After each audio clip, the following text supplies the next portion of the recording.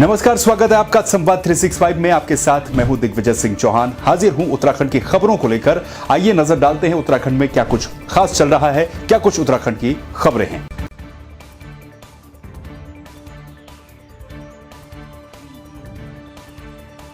टिहरी में टिहरी झील महोत्सव का शुभारंभ करने मंगलवार को मुख्यमंत्री त्रिवेंद्र सिंह रावत कोटी कॉलोनी पहुंचे। महोत्सव में मुख्य आकर्षण देव डोलियां रहेंगी। वहीं साहसिक गतिविधियां, लाइट और laser show, food festival, photography प्रदर्शनी और योगा हेरिटेज जैसे कार्यक्रम भी महोत्सव में हुए। मुख्यमंत्री ने मंगलवार को शुभारंभ करते हुए कहा कि टिहरी झील में 100 से ज्यादा बोट चल रही हैं, जिनमें 500 परिवारों को रोजगार मिला है।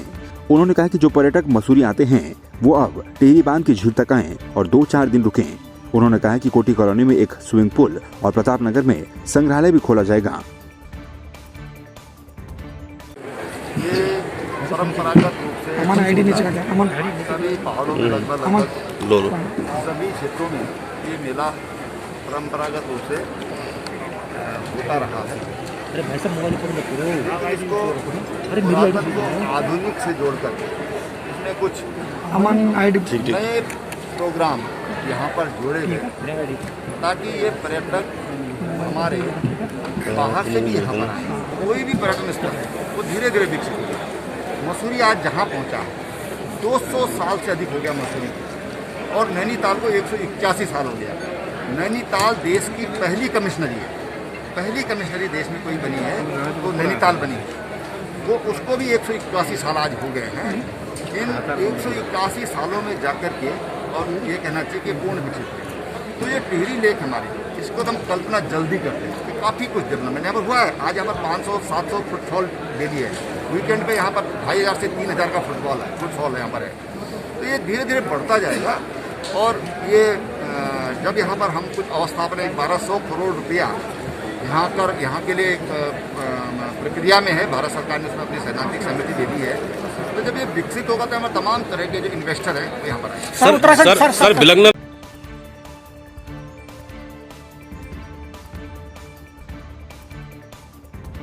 पिथौरागढ़ जिला अस्पताल में मरीजों के साथ भेदभाव किया जा रहा है। आने वाले तीमारदारों और मरीजों को भी चिकित्सा सुविधाएं ठीक से नहीं मिल पा रही हैं। तीमारदारों का कहना है कि वो अपने मरीज को लेकर जिला अस्पताल आते हैं, लेकिन यहाँ भी उन्हें परेशानियों का सामना करना पड़ता है।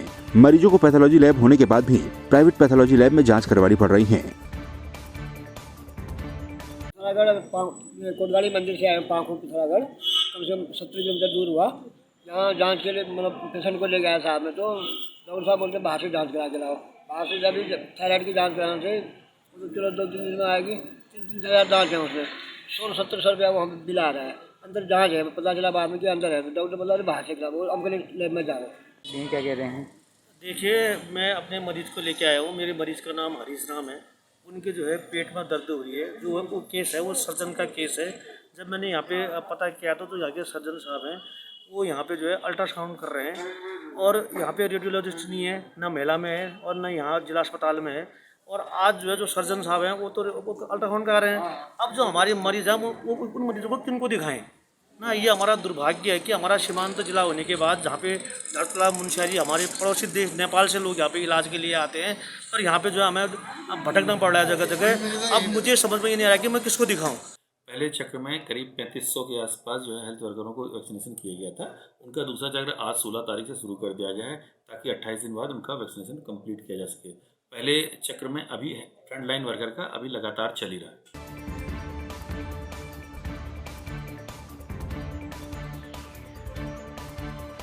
थल मुनस्यारी मार्ग में थल से 3 किलोमीटर पतेत गांव के भरतधार से अनियंत्रित होकर एक कार 100 मीटर गहरी रामगंगा नदी में जा गिरी, जिसमें चालक की मौके पर ही मौत हो गई और एक अन्य रूप से घायल हो गया, जिसे 108 की मदद से प्राथमिक स्वास्थ्य केंद्र में भर्ती करवाया गया।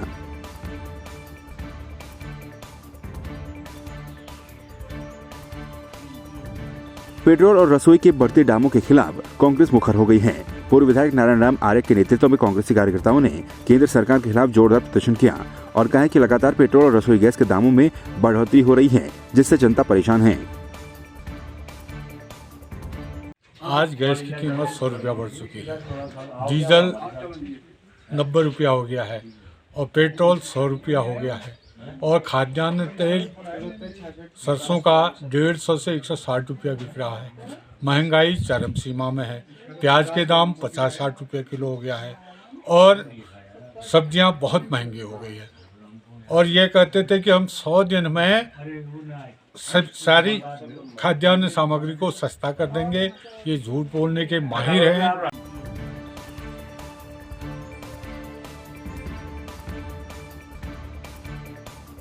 समाज में चेतना जागृत करने के उद्देश्य से देवभूमि ग्रुप ऑफ इंस्टीट्यूट के पत्रकारिता और जनसंचार विभाग ने महिला सशक्तिकरण विषय पर नुक्कड़ नाटक का आयोजन किया। कार्यक्रम का मुख्य कारण नाटक के माध्यम से समाज में लैंगिक समानता के प्रति जागरूकता लाना था। विभागाध्यक्ष आरसी पाठक के मार्गदर्शन से रितिका पुरी और रजत रॉय ने कार्यक्रम में समन्वयक की भूमिका निभाई।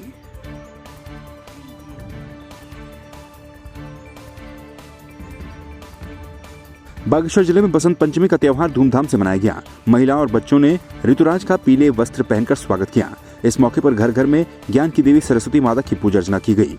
लोगों ने अपने आराध्यों को जौ के पौधे अर्पित कर एक दूसरे के सिर पर रखकर उनके दीर्घायु होने की कामना की। अब सूर्य भगवान का मंदिर यहाँ पर में दिखाई दे रहा है। तो सरकार जो आज सरस्वती जाकर माता का जो आज श्री बसंत पंचमी है, वही सरकार सिखाते बच्चों को है इसमें कि उनको सरस्वती का ज्ञान सिखाते हैं, वेद सिखाते हैं। तो इस जगह पर सरकार से क्या कहते हैं ये तपोभूमि है। यहाँ पर जो है ऋषि में तब किया था पहले, तो यहाँ पर सूर्य भगवान की स्थापना की थी। ये मंदिर आज भी दिखाई दे रहा है। तो इसीलिए यहाँ पर विशेष महत्व इसका इसलिए है कि यहाँ पर करने से वैसे ही इनके अंदर जो है सिद्धियाँ आ जाए। हिंदू संस्कृति के अनुसार से माँ सरस्वती का पूजन जो है आज विशेष तौर पर किया जाता है। इस दिन महात्म्य में कामदेव और माता रति जो है उनकी भी पूजा की जाती है। इस महात्म्य में जो है तो भगवान जो है उन्होंने जनेऊ संस्कार जो व्रत पंथ का भी आयोजन इस प्रकार से किया था। तो आज इस दिन भी ये पर्व भी मनाया जाता है।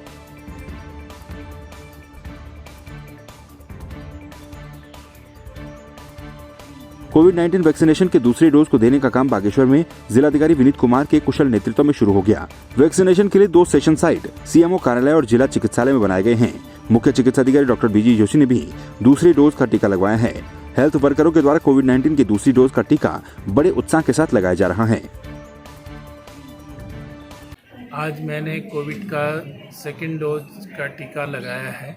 मैंने पहली डोज लेने के बाद भी मैं पूरी तरह फिट था और आज भी मैंने सेकेंड डोज करीब मुझे आधे घंटे से ऊपर हो गया। मैं बिल्कुल ठीक हूँ और मैं ये मैसेज देना चाहूँगा कि सभी लोग अपनी बारी आने पर कोविड का टीका लगाएं। ये पूरी तरह सुरक्षित है और खुद को भी, अपने परिवार को और समाज को इस महामारी से बचाने में योगदान दें। धन्यवाद।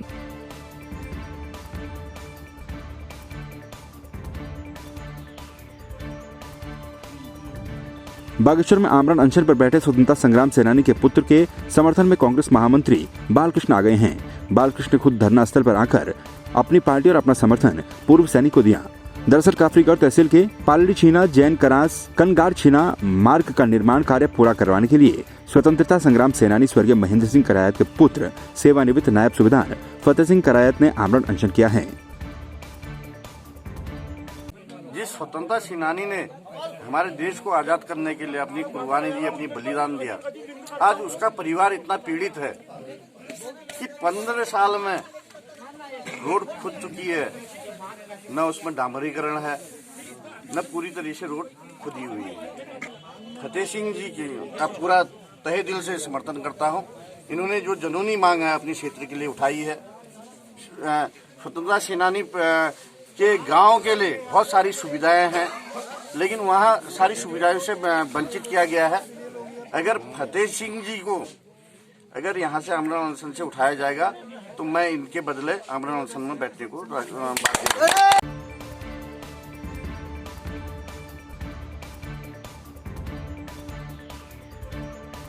थराली देवल बांध मोटर मार्ग में सड़क किनारे दीवारों और पैराफिट पर चूना लगवाने के कार्य में सरकारी गाड़ी सहित विभाग के गैंग लेबर लगे हुए हैं, जिस पर स्थानीय लोगों ने विभागीय अधिकारियों की कार्यप्रणाली पर सवाल उठाए। स्थानीय नेताओं के मुताबिक लोक निर्माण विभाग में अधिशासी अभियंता अपने मन मुताबिक ही सिलेक्शन बॉन्ड बनाकर सरकारी धन के वारे न्याय कर रहे हैं, जबकि अधिशासी अभियंता का कहना है कि उस मोटर मार्ग पर रंग रोगन के लिए ठेकेदार का सिलेक्शन बॉन्ड बनवाए गए हैं।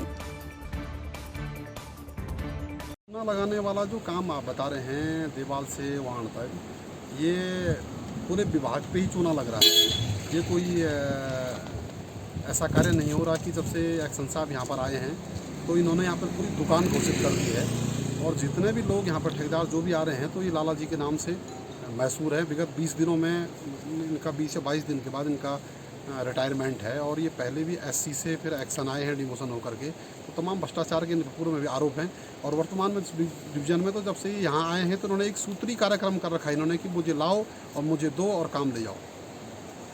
लग रहा है शायद, मैंने भी देखा हल्का फुल्का इधर। क्या कुछ जानकारी है आपके पास? मेरे को तो कोई जानकारी नहीं, वो तो मुझे कोई जानकारी नहीं। वो तो अधिशासी अभियंता या सहायक अभियंता ही बता सकते हैं, संबंधित जेई बता सकते हैं। तो सुनने में आ रहा है कि इसका भी अनुबंध अभी तक नहीं बना, कोई टेंडर इसमें नहीं निकाला गया, फिर भी नहीं, इसकी जानकारी मुझे है नहीं कि अनुबंध बना नहीं बना, लेकिन हाँ यहाँ से थराली से देवाल मुंदोली रोड पर जो है सफेदी का कार्य चल रहा है, ये मैंने अपने आंखों से देखा। लेकिन अनुबंध के संबंध में तो अधिशासी अभियंता या संबंधित सहायक अभियंता जे ही बता सकता है। इनका अनुबंध बना है सर या नहीं निकाली? नहीं, इनका अनुबंध बन गया। अनुबंध बना है, कब का ये अनुबंध बना है सर? मैं आपको डेट बता दूंगा, आपको जैसे आपने कोई में आपको कभी मिल जाएगी। सर इस काम में अक्सर देखा गया ये एक 198 का है, 1.98 का। अच्छा, 198 का एक जो अनुबंध है, अनुबंध का ये है कि कॉन्ट्रैक्टर तो अपना काम करेगा, जो सरकारी लेबर है उसको ये बताया गया है कि आप इसमें जो है पैरापिट के चारों तरफ जो झाड़ी कटान है पहले उसको हटवाइए। कॉन्ट्रैक्टर की लेबर है उसको बताइए कि भाई आप इसकी काई हटाइए, साफ़ करिए इसको, इनको गाइड करके, क्योंकि हमारे सरकारी तो पुराने आदमी हैं, इनको तजुर्बा है काम कैसे कराया जाता है, इसलिए इनको दिया गया है।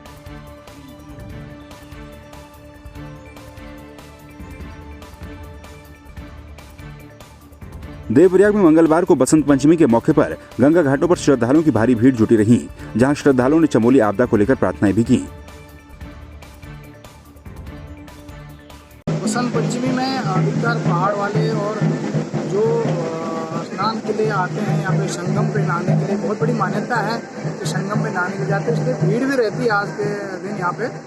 और हमारी तरफ से जो यहाँ पे हमने जो जल पुलिस के भी नियुक्त कर रखे हैं जवान, और अपने जवान भी कर रखे हैं, और सुरक्षा के तमाम इंतजाम कर रखे हैं ताकि किसी के साथ कोई अप्रिय घटना न घटे। और भीड़ भी सुबह से काफ़ी है, काफ़ी डोलियाँ यहाँ की जो पहाड़ की रीति रिवाज के अनुसार, जो धार्मिक मान्यता के अनुसार जो देवी देवताओं की डोली है उसको नहाने के लिए यहाँ लाते हैं। पंचमी का जो आज जो मेला है ये थोड़ा बहुत ही कम दिखाई दे रहा है कोरोना की वजह से। कोरोना की वजह से लोग आ भी जा नहीं रहे हैं, यातायात की कोई सावधान नहीं है, इसलिए लोग नहीं आ रहे हैं। फिर भी लोग यहाँ भी दिन के 12 बजे के बाद में बहुत सारे लोग गाँव के 12 कोस के लोग यहाँ आते हैं और अलकनंदा भागवती खूबसूरती में स्नान करके गंगा स्नान का फल प्राप्त करते हैं। ये ब्रह्मा की पुत्री जो है, ब्रह्मा की पत्नी जो है हमारी सरस्वती माता है, इस दिन सरस्वती माता का पूजन होता है और यहाँ से लोग यहाँ सरस्वती का पूजन करके यहाँ पर रघुनाथ जी का बहुत विशाल मंदिर है, वहाँ का दर्शन करते हैं। ऐसा है कि देवभूमि में कोई भी छेड़खानी नहीं होनी चाहिए, यही देवी हमें ज्वालपा देवी बता रही है कि अगर देवभूमि में बार बार छेड़खानी और नदियों को बंद कर दिया जाएगा तो ऐसे विनाश होगा उत्तराखंड का, क्योंकि देवभूमि में कोई भी खनन नहीं होना चाहिए। कोई भी चीज इस प्रकार की कोई भी चीज नदी को नहीं रोकना चाहिए, नदी को रोकने वाला कोई नहीं है धरती में कुछ जो नदी को रोक सके कोई, और किसी भी देवता को रोके तो उसका विनाश निश्चित है। अगर अभी भी खनन को बंद न किया जाए, नदी पे कोई भी वो रोक खुला न जाए तो धरती का विनाश पक्का होगा। अभी तो चेतावनी है केवल देवी देवताओं की, यही माँ हमें बार बार ज्वालपा देवी का संदेश देती आ रही है। यहाँ पे मेला है पंचमी का और माँ भी आई है, मतलब उसका दर्शन करने हम चाहते हैं कोरोना जल्दी से ठीक हो और स्वस्थ रहे सब कुछ। स्वस्थ रहे, जिस तरह से तपोवन में जिस तरह घटना घटी है तो उसके लिए क्या कहें? घटना घटी उन लोगों के लिए प्रार्थना करते हैं कि सब ठीक हो और जो भी तब है सही सलामत वापस अपने घर पहुँचे। भैया आज का पर्व तो बहुत बड़ा मेरे को लगता है, क्योंकि नई नई अनाजें पैदा होती हैं, बहुत सरसों खिल जाती है और आज से हम होली का त्योहार भी मनाते हैं। बसंत पंचमी के बाद एक आध आती है तब हम होली का त्योहार मनाते हैं। शादी ब्याह भी आज के दिन मानी जाती है और संगमों पर स्नान होता है, सभी लोगों का मेल मिलाप होता है, सभी लोग एक दूसरे से मिलते हैं।